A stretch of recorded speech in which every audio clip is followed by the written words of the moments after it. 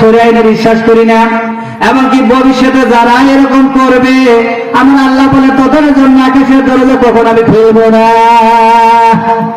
কথা বুঝেছে? আল্লাহ যদি বলে আকাশের দরজা খুলবো না, আপনাদের আমাদের নেতা গিয়ে কি জানা আকাশের দরজা খুলতে পারবে? কত নেতা দেখলাম, পার্টি নেতা, বুঝেন, চাটুকা, সব চাটু চাটু, বুঝেন না, উল্টা বাঁধা ভোতা দেয়। এখন যে মিডিয়া দেখতেছেন না, খালি সাল্লাল্লাহু আলাইহি সাল্লাম শুধু বাদ দেওয়ার সবই তো বললো সেদিন, নাকি বলে? আল্লাহু আকবার বলেন। এটা নেতা হয়? এটা তো ছাতা বাটাও না। আপনার নেতাকে খেয়াল করতে হবে জীবনে মিথ্যা কথা বলছে কিনা। আপনার নেতাকে বলতে যাচাই করতে হবে নেতা জীবনে একবার মদ পান করছে কিনা। নেতাকে দেখতে হবে জিনা ব্যভিচার করছে কিনা, খেয়াল করতে হবে ভাই। আপনার নেতাকে দেখতে হবে তার পর্দায় থাকে কিনা। জীবনে মিথ্যা কথা বলে নাই এমন একটা নেতার নাম বলেন। এই পৃথিবীতে কোন নেতার নাম বলতে পারবেন না, শুধু একজনের নাম বলতে পারবেন। তিনি কে বলেন? সাইয়্যিদুল মুরসালিন রাহমাতুল লিল আলামিন, খাতামুল আম্বিয়া রাহমাতুল লিল আলামিন ছাড়া পৃথিবীতে কোন নেতার আর জন্ম হয় নাই, যার কথাগুলো শৈশব থেকে শুরু করে মৃত্যুর দিন পর্যন্ত, মৃত্যুর মুহূর্ত পর্যন্ত লিপিবদ্ধ করা আছে। তার জীবনে কখনো মিথ্যা কথা তিনি বলেন নাই, মানুষকে ঠকান নাই, ধোঁকাবাজি তিনি করেন নাই। একবার রাসূল পাক সাল্লাল্লাহু আলাইহি ওয়াসাল্লাম তিনি এক ইহুদির কাছে দাঁড় করছিলেন। কথা বলছেন, ইহুদির কাছ থেকে কিছু টাকা ধার করেছিলেন। যেদিন দাঁড় করেছে বলছে অমুক দিন তোমাকে নিয়ে এই ধারের টাকা দিয়ে দিব, তুমি অমুক দিন আমার কাছ থেকে নিবে, আমি তোমাকে এখানে থেকে দিয়ে দেব। লোকটা দাঁড় দিয়েছে, ইহুদি মানুষ। ইহুদি কিন্তু মিথ্যাবাদী ভাই, যে ইহুদি যে ইসরায়েল আছে না, এই ইহুদি গোষ্ঠী খুব মিথ্যাবাদী। এরা কিন্তু অন্তর্দে মুসলমানদেরকে ভালোবাসে না। এই ইহুদি ওই দিন আসতে আল্লাহ রাসূল টাকাটা দিয়ে দিয়েছে। হ্যাঁ, টাকা পরিশোধ হয়ে গেছে।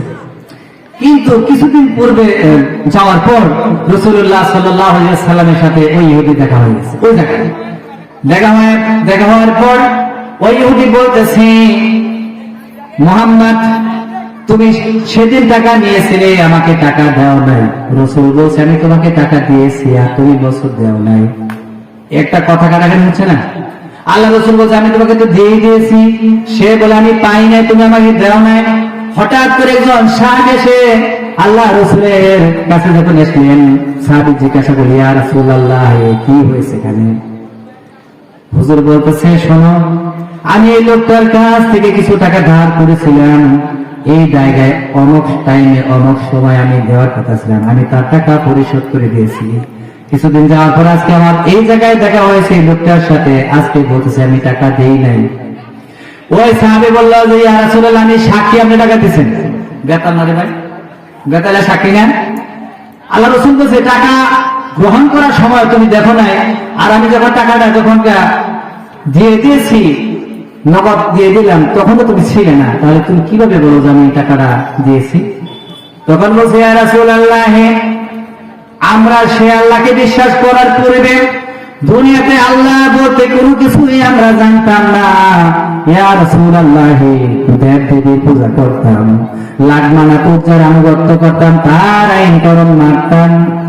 এই নিজের ধর্ম ফেলে দিয়ে এক অদৃশ্য আল্লাহকে বিশ্বাস করেছি। জাহান্নাম দেখি নাই, জান্নাতও দেখি নাই, জান্নাতকে বিশ্বাস করে জাহান্নামের সমস্ত কৃতকর্ম ছেড়ে দিয়ে আল্লাহর আনুগত্য করি। এটা অদৃশ্য বিশাল একটি ব্যাপার।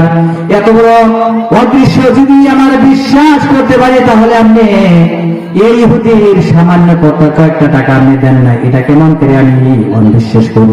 সুবহানাল্লাহ বলেন। রাসূলুল্লাহ সাল্লাল্লাহু আলাইহি ওয়াসাল্লাম বলেছেন আপনি টাকা দিয়েছেন, আমি সাক্ষী। তাহলে দেখেন সাহাবীরা কেমন বিশ্বাস করত। তা আমরা ওই নেতার আনুগত্য করবো যতক্ষণ পর্যন্ত আমার নেতা আল্লাহ এবং তার রাসূলের আনুগত্য যতক্ষণ পর্যন্ত করবে, সেই ইসলামী নেতা হোক আর যাই হোক, আমি তাকে ততক্ষণ পর্যন্ত ফলো করবো যতক্ষণ পর্যন্ত সে আল্লাহ এবং রাসূলের আনুগত্য করে। যখন সুবহানাল্লাহ বিহামদিহি, এক থেকে যদি এক চুল পরিমাণ পর্যন্ত যদি আমার নেতা সরে যায়, আমি ওই নেতার কবরে লাথি মেরে আমি বেরিয়ে যাবো। সুবহানাল্লাহ বিহামদিহি। হ্যাঁ না বলি না? যার তার সাথে আনুগত্য করা যাবে না, যে কোনো নেতার আনুগত্য করা হারাম, চলবে না, আপনাকে নিয়ে যাবো জাহান্নামে। কোরআন কারীম বলছে। এখন আসেন সেদিন মহান আল্লাহ পাক বলেন, ওই নেতারা বলবেন, قالوا لو هدانا الله لهديناكم سواء علينا أجزعنا أم صبرنا ما لنا من محيص। আমার আল্লাহ কত সুন্দর করে বলেন, নবীকে শুনিয়ে দাও। নেতারা বলবে, قالوا لو هدانا الله لهديناكم, আমরা তো আল্লাহ তাআলার হেদায়েত হলো কোরআনুল কারীম জীবনেও পড়ি নাই। কি বলো? জীবনেও কোরআন পড়ি নাই।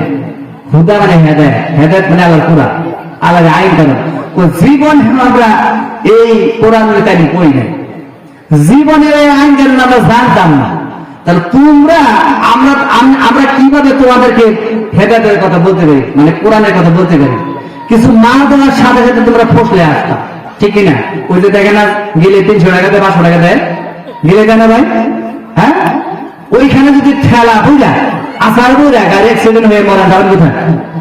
যাবেন কোথায়? অবরে যদি প্রশ্ন করা হবে মানরা দুঃখ, এখানে কি বলা হয়েছে? আমরা তো খালি তেলা অর্থগুলা বুঝি, আরে কালিমার অর্থ বাংলাদেশে আর হয় না। এই কালিমার অর্থ পূর্ণাঙ্গ লেখা উচিত। যদি ইসলামের রাষ্ট্র কায়েম হয়, আমরা অবশ্যই আজ জানাবো কালিমার পূর্ণাঙ্গ অর্থটা করুন। এখানে শুধু বলে লা ইলাহা ইল্লাল্লাহ মুহাম্মাদুর রাসূলুল্লাহ, আল্লাহ ছাড়া কোনো মাবুদ নেই, হযরত মুহাম্মদ সাল্লাল্লাহু আলাইহি ওয়াসাল্লাম আল্লাহর রাসূল। এর মধ্যে তো রেডি হলো। তাই যদি হয়, বিয়ে করছেন অনেকে, তাই বিয়ে করছেন না? সবাই বিয়ে করছেন।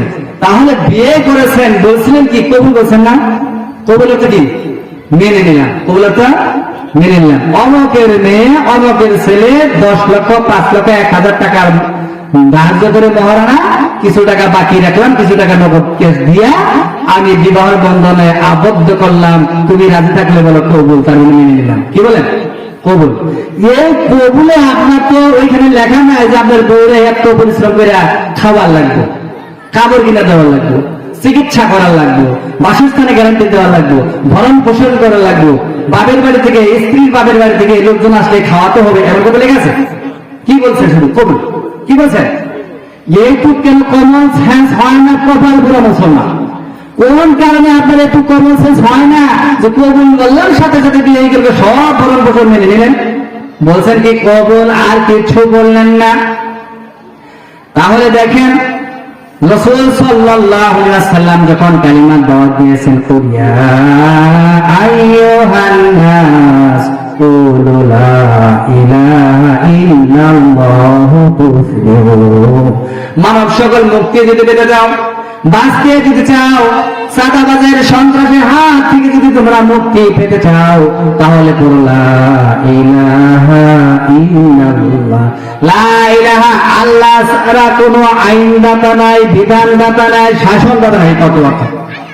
শুধু তন্ন বলছেন উপাসনায় মাবুদ নাই। উপাসনা শব্দ কি? উপাসনা বলে হুকুমদাতা নাই। এটা যদি রাষ্ট্রে এখন বলে নিম্ন সব সরকারের ক্ষমতায় আছে, মেনে নিবে সে? থাপড় মারো না বেটা, আমি একটু আগে আইন পাস করে নিয়ে এলাম একটা, আর তুই বলছ হুকুমদাতা নাই, মানবে? এইটা নিয়েই তো মারামারি হয়েছিল। আগে আসছিল শব্দকে, শব্দ কি? করো, অনুপ্রমাণ করো, চেষ্টা করো, সাধনা করো, গবেষণা করো, তাফসীর করো, ব্যাখ্যা করো, হুকুমত প্রতিষ্ঠা করো। এগুলোর মধ্যে তাহলে কবুলের ভিতরে এতগুলো অর্থ আসলো, শুধু বলেন কবুল, আর অন্য শ্বশুর বাড়ি যাই এরা তেলের পিঠা খাওয়া শুরু করে দিলেন। তাহলে আপনি বুঝতেছেন যে কমন সেন্সে বোঝা যায় না যে কালিমার অর্থ হচ্ছে আল্লাহ ছাড়া বাবার আইন মানি না, কারণ শাসন মানি না। এর অর্থ হচ্ছে আপনি বলতেছি, আমরা বলতেছি যে হযরত মুহাম্মদ সাল্লাল্লাহু আলাইহি ওয়াসাল্লাম, এর কি বলছে? আল্লাহর রাসূল হচ্ছেন তিনি যিনি এই আইন পথ কিভাবে করতে হয়, কোন সিস্টেমে চালু করতে হবে, সেই পথ প্রদর্শক করার তিনি, সেই মেজারমেন্ট তিনি হচ্ছেন আমাদের রাসূল পাক সাল্লাল্লাহু আলাইহি ওয়াসাল্লাম, তিনি হচ্ছেন আমাদের নেতা। কথা বুঝছেন? তাহলে এখন কি জানি বললাম, সেটা আবার চলে যায়। মান রব্বুক, এখানে শব্দ দেখেন নিম্ন আছে, মান মানে হইতে থেকে এসেছিল। এখানে কি আসে অর্থটা? মান রব্বুকে শুধু আমরা জানি রব্বি আল্লাহ বললেই কলা খাবেন না, এত সহজ হয় না। এত সহজ কিয়ামত পর্যন্ত হবে না, আমরা বললেই জবাব আসবো। জীবন আমার ঘুরে যাবা। আপনি লিখে রাখেন, সারা পৃথিবীকে বলেন যে এইটা হুজুরে বলছে, এটা ভুল, আপনার ভুল রেখে দেন। মান রব্বুকা শব্দের অর্থ হলো নিম্ন মান।